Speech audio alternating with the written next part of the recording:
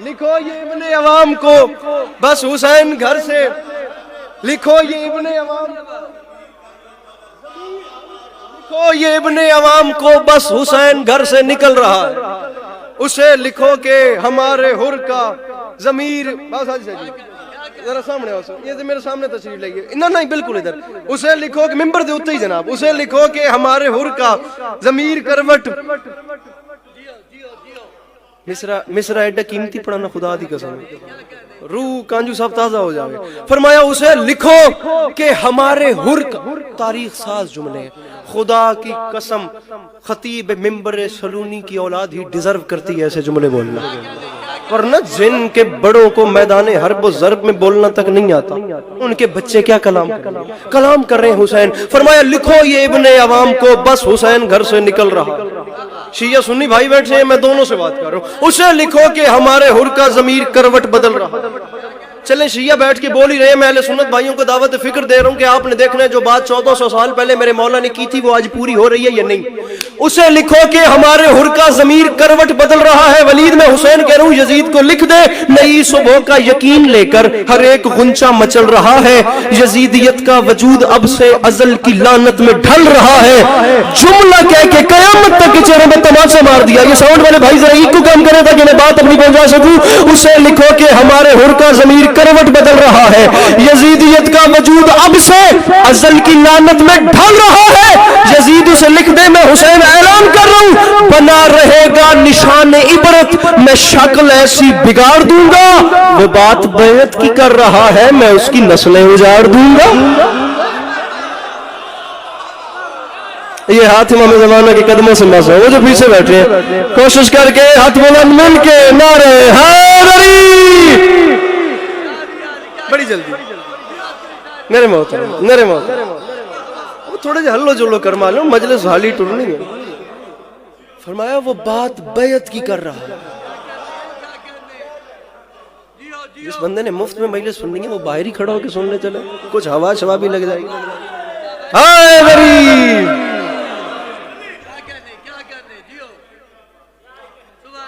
اب میں خدا خدا کہہ رہا ہوں کہ میں یہاں سے یہاں چل پڑا، وہ دامن وقت میں گنجائش نہیں ہے، ذکر کی قسم نعرہ نہ لگاتے تو کبھی نہ پڑتا، اب نعرہ لگایا ہے تو یا چھیڑنا نہیں تھا یا چھوڑنا نہیں، ٹھیک ہے۔ وہ بات بیعت کی کر رہا ہے، میں اس کی نسلیں اجاڑ دوں گا، بالخصوص بطور خاص سادات وزام جو تشریف فرمائے سماعت۔ اس نے کہا حسین اتنی زیادہ تکلیف کرنے سے بہتر نہیں ہے کہ اس کے ہاتھ پہ ہاتھ رکھ دے۔ بیعت ہے کیا؟ صرف یہ ہاتھ پہ ہاتھ رکھ کے اعلان کرنے کہ آج کے بعد اس وجود کی کائنات تیری ہے، یہ ہاتھ ہے، اس کا اوپر ہاتھ رکھ دیں، کیا ہوتا ہے؟ سمپل سا کام ہے۔ قبلہ سبطین کاظمی صاحب آپ عالم دین ہے، آپ نے دیکھ رہے ہیں کتنی گہری بات، ہاتھ پہ ہاتھ رکھیں کیا ہوتا ہے؟ فرمایا جاہل تجھے کیا پتا کہ یہ ہاتھ کیا ہے؟ دیکھیے یہ بات، میں تجھے کیا پتا کہ یہ ہاتھ کیا ہے؟ اس نے کہا بتا سکتے ہیں کہ یہ ہاتھ کیا ہے؟ اب بتا رہے ہیں حسین، سننے والے ہیں تمام یزیدی، دربار ہے دشمن کا۔ حسین فرماتے ہیں ادھر دیکھ، اب تو نے پوچھا ہے تو سن، تجھے بتاتا ہوں یہ ہاتھ کیا ہے۔ یہ فرنٹ والے میرے ساتھ ہیں، وہ پیچھے والے بس اتنی تکلیف کریں کہ ان کی بات آواز میرے تک آ جائے۔ تجھے کیا پتا یہ ہاتھ؟ اس نے کہا بتائیں یہ ہاتھ کیا ہے؟ حسین فرماتے ہیں یہ ہاتھ دیکھ اور یاد رکھ، آدم علیہ السلام کے ہاتھ پہ آدم کا نصیب، نوح علیہ السلام کے نام پہ نوح کا نصیب، حضرت موسیٰ علیہ نبینا وعلیہ السلام کے ہاتھ پہ ان کا نصیب، اور ادھر دیکھ میری ہتھیلی کو انبیاء کی نبوتوں کا نصیب سمجھے۔ انصاف انصاف انصاف، میری ہتھیلی کو انبیاء کی نبوتوں کا، بات ہاتھ پہ ہے تو ہاتھ نیچے نہ رہے، فرمایا میری ہتھیلی کو انبیاء کی نبوتوں کا نصیب سمجھے، میری ہتھیلی کو انبیاء کی، یہ جھولی پھیلا کے مانگ رہا ہوں اتنے حسین مجمع میں نا، تاکہ یہ بات پھر رخسار سے جس بندے کو کروڑ فیصد یقین ہے نا کہ گھر کا چولہا کربلا والوں کی نالین کے صدقے میں جلتا ہے، وہ ایک بار صرف موڈ بنا من میں ٹھان کے بیٹھے مصرع خود دعا طلب کرے گا. فرمایا مجھے پہچان, مجھے کہتا ہے میں یزید کے ہاتھ پہ ہاتھ رکھوں, تو سمجھے ہی نہیں. میری ہتھیلی کو انبیاء کی نبوتوں کا نصیب سمجھے, میری طبیعت کی سلطنت کو نبی کے بالکل قریب سمجھے. فرمایا سوارے دوشے رسول جانے, رسول جیسا خطیب سمجھے. اور مجھے تو آدم سمجھ نہ پائے, یزید کیا بد نصیب سمجھے.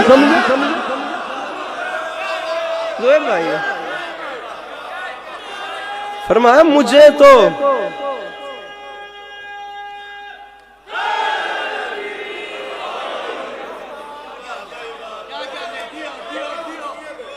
بوبی شاہ جی, مجھے تو وہ نا پاکستان کا ایک شہر ہے ساہیوال, ٹھیک ہے, ساہیوال کے لوگ بھی یہاں پہ بیٹھے. وہاں پہ نا ابا خدا بڑی شدت سے حکم ہے, اور یہ ماحول بھی بن گیا, اتنا پیارا انہوں نے نعرہ لگایا. ایک اور بھی لاویا جے جس ٹائم میں پڑھ رہا ہوں, ٹھیک ہے نا. گزارش کرنے کا مقصد یہ وہاں ہو رہا تھا مشاعرہ, پنجاب گروپ آف کالجز کے زیر اہتمام. اب پاکستان بھر سے غزل گو شعراء بیٹھے ہوئے تھے, تمام ینگ جنریشن ان کے سامنے تھی. ان شعراء میں کبیر والا ایک شاعر ہے, وہاں سے ایک شاعر ہیں جن کا نام ہے یاسر مگسی. عزت حسین کی قسم ہے, کوئی اتنے تاریخ ساز مصرے کہہ گئے نا, انتہا, لاک لگا دیا کہ اس کے اوپر بات ہی نہیں ہو سکتی.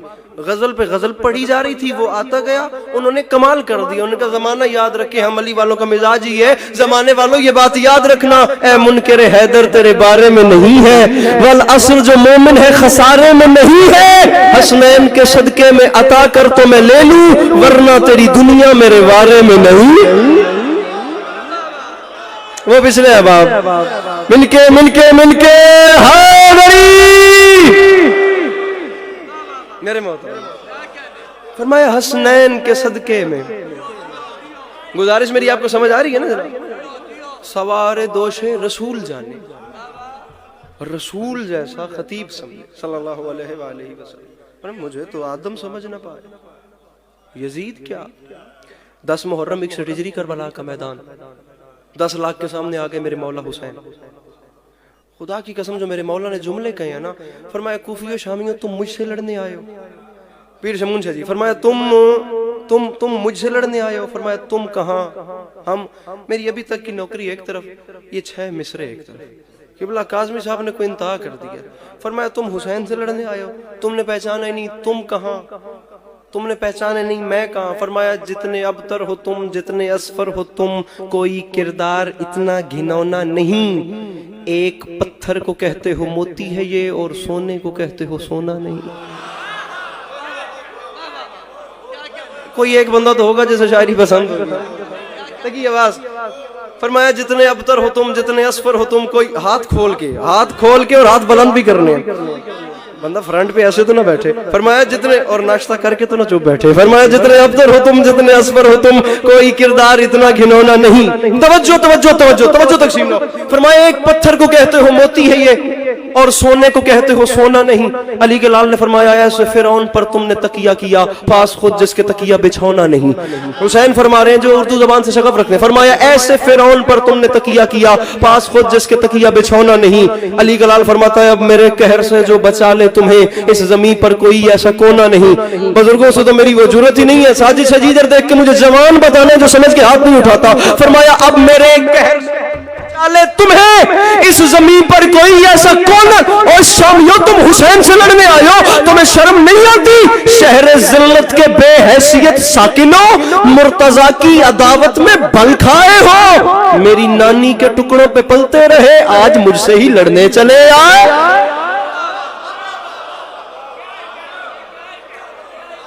فرمایا شہر ذلت کے, فرمایا شہر ذلت کے بے حیثیت ساکنوں, مرتضی کی عداوت میں بل کھائے ہو. تاریخ کہتی ہے جب 10 لاکھ کے سامنے آئے نا میرے مولا, اور علی کے لال نے چاہا کہ میں کلام کروں, تو اپنے گھوڑے کی زین پہ میرے مولا کھڑے ہو گئے. یمین سے یسار تک ایک نگاہ دوڑائی. نگاہ دوڑانے کی دیر تھی, 9 لاکھ جسموں میں تھر تھری پیدا ہوئی. فرمایا تم مجھ سے یاد ہی نہیں کہاں کہاں کتنی دعائیں ہوئی ہیں، اللہ کرے میں سادات عظام کو سمجھا سکوں اور بابر خسارہ جی مجھے وہ قیمت مل جائے جو یہ جملہ حقدار ہے جتنا۔ فرمایا تم مجھ سے لڑنے آئے ہو، مجھے اکیلا سمجھ رکھا ہے، تم 9 لاکھ ہو۔ فرمایا یہ بات یاد رکھنا، تم 9 لاکھ کو نا جہنم پہنچانے کے لیے حسین کو فقط جنازے پڑھنے کی نیت کرنی پڑے گی۔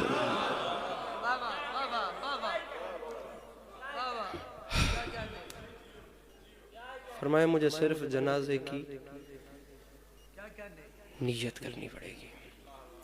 امام زمانہ آپ کو ہمیشہ اپنی حفظ و امان میں رکھے، مولا آپ کو کبھی کسی کا محتاج نہ کرے، مولا آپ کا قدم قدم چل کے آیا اپنی بارگاہ میں قبول فرمائے۔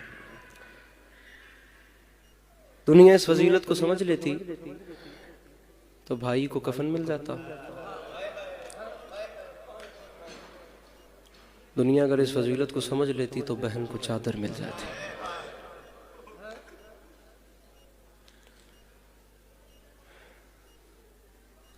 دو مصرے مصائب کی ابتدا میں پڑھتا ہوں، اور باخدا ممبر پہ وعدہ ہو گیا میرے بعد میرے محترم کو پڑھنا ہے، اور مصائب کے حوالے سے امام حسین شہنشاہ بادشاہ نے ایک اپنا وہ حساب ایک رنگ عطا کیا ہے۔ اگر حق ادا ہو گیا تو باخدا ان 2 مصروں پہ سلام کر جاؤں گا، نہیں تو 2 جملے مجھے اور پڑھنے ہیں، اور یہ آئے لیا۔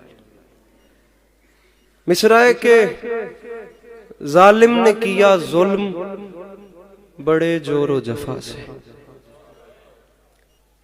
بسم اللہ۔ ظالم نے کیا ظلم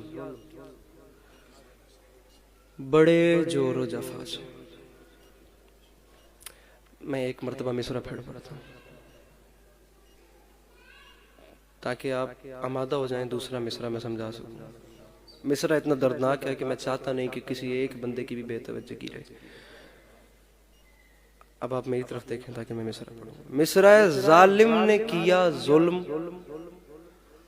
بڑے جور و جفا سے، دکھ اس بات کا ہے خنجر کو پہنچتا رہا بہنوں کی ردا سے۔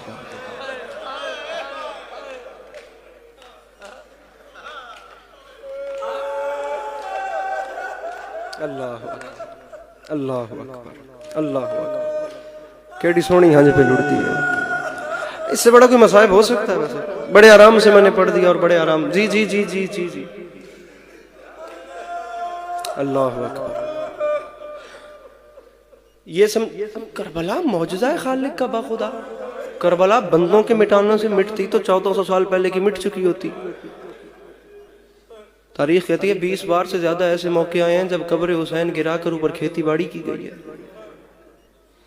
یہ ظالم یہاں تک نام و نشان مٹانا چاہا کہ لاشوں پر بھی گھوڑے دوڑا دیے کہ نام نشان تک نہ باقی رہے۔ نیزے کی نوک پہ سر سوار کر لیے اور گلی گلی شہر شہر بتاتے پھرے کہ جی یہ ہماری فتح کا اعلان ہے۔ تم جانتے ہی نہیں حسین نے نیزے کی نوک پہ قرآن پڑھ کے تمہارے ساتھ کیا کیا ہے، تمہیں اس بات کا اندازہ ہی نہیں۔ قبلہ نسیم عباس رضوی صاحب کے مالک آگے کے سفر آسان فرمائے، یہ مصرع میں نے ان سے سنا تھا، انتہا ہے، انتہا۔ میرے خیال سے اس سے اوپر بات شاید میں اس کے بعد بھی نہ کر سکوں۔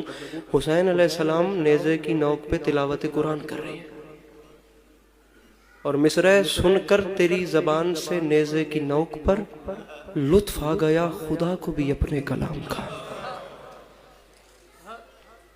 لطف آ گیا۔ حسین علیہ السلام تلاوت قرآن کر رہے ہیں۔ اب آج کل کا کوئی قاری اگر تلاوت قرآن کرے تو لوگ رک رک کے سنتے ہیں۔ آپ صرف اندازہ کریں کہ جہاں حسین علیہ السلام جیسے قاری اور نیزے کی نوک پہ تلاوت کریں، نہ وقت ہے نہ موضوع ہے فضیلت قرآن۔ جناب وسیم عباس بلوچ صاحب برسر ممبر تشریف فرمائے، مقصد حسین کے حوالے سے عزاداری اور نماز کو اتنا اچھے طریقے سے جس طرح یہ بتاتے ہیں، مالک ان کی توفیقات خیر میں مزید اضافہ فرمائے۔ حسین علیہ السلام نے نیزے کی نوک پہ بھی تلاوت قرآن کی، اور وہ صرف تلاوت نہیں کر رہے تھے۔ تاریخ کہتی ہے ملک شام سے کچھ میں صرف ایک بات بتانا چاہتا ہوں، حسین علیہ السلام نے کیا کیا۔ نیزے کی نوک پہ تلاوت ہو رہی ہے، ملک شام سے کچھ فاصلے پہ ان ظالموں نے سوچا کہ کچھ دیر رک کے ہمیں تھوڑا آرام کر لینا چاہیے۔ سامعین گرامی، جس جگہ کو آرام کے لیے چنا گیا وہ جگہ دراصل ایک عیسائی کا باغ تھی۔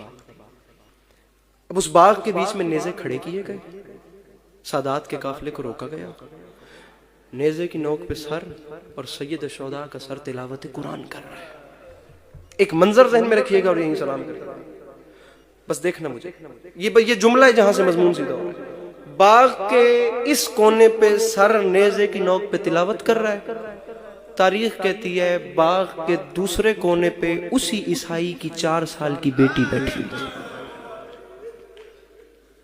وہ بچی عیسائی بچی، نام آمنہ، عمر 4 سال، دونوں آنکھوں سے نابینا۔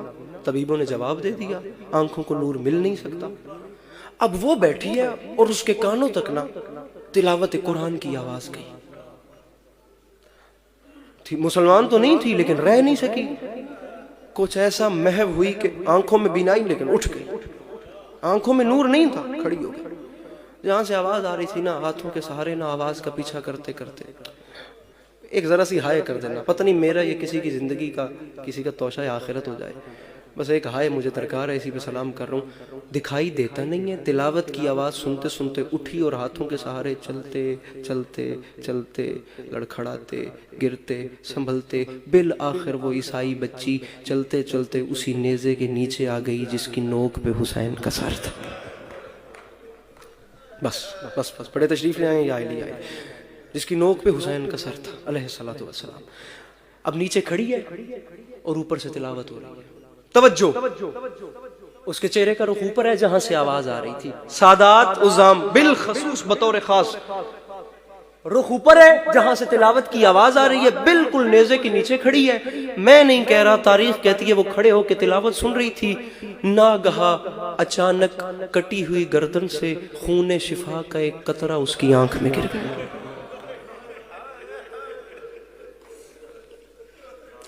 اب ایک فطرت ہے، جب خون کا قطرہ گرا نا تو اس نے ہائے ہائے ہائے، اس نے نا آنکھوں پہ ہاتھ ملے، اس کی آنکھ کو نور مل گیا، اس نے دوسری آنکھ پہ ہاتھ ملا، اس کی دونوں آنکھوں کو بینائی۔ میں بتا رہا ہوں کہ حسین علیہ السلام نے نیزے کی نوک پہ صرف تلاوت قرآن نہیں کی، جب اس کی دونوں آنکھوں کو بینائی ملی نا تو وہ حیران ہو گئی۔ نیزے کی نوک، بدن بغیر، فقط سر، اور تلاوت قرآن کر رہے ہیں، زمان و مکان سے بے نیاز ہو کے وہ حیران ہو کے صرف نیزوں کو دیکھ۔ تاریخ کہتی ہے اس نے ایک ایسا منظر دیکھا کہ اسے نیزے بھی بھول گئے۔ وہ حیران تھی کہ فقط سر نیزے کی نوک پہ کلام کر رہے ہیں، زمین ہلی، آسمان ہلا، وہ تڑپی۔ اس نے اچانک دیکھا تو نیزوں کے ساتھ نیچے چند بیبیاں گھٹنوں پہ سر رکھ کے رو رہی تھیں۔ اللہ اکبر، اللہ اکبر، اللہ، چند بیبیاں نا گھٹنوں پہ سر رکھ کے رو رہی تھی بھائی جان۔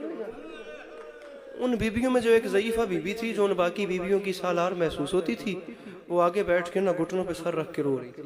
صرف دیکھنا مجھے اور یہیں سلام کر کے جا رہا ہوں۔ وہ آمنہ چلتی چلتی نا ان بیبیوں کے پاس آئی، وہ جو بیوی باقی بیبیوں کی سردار تھی نا وہ اس کے قریب آئی، وہ بیوی گھٹنوں پہ سر رکھ کے رو رہی تھی۔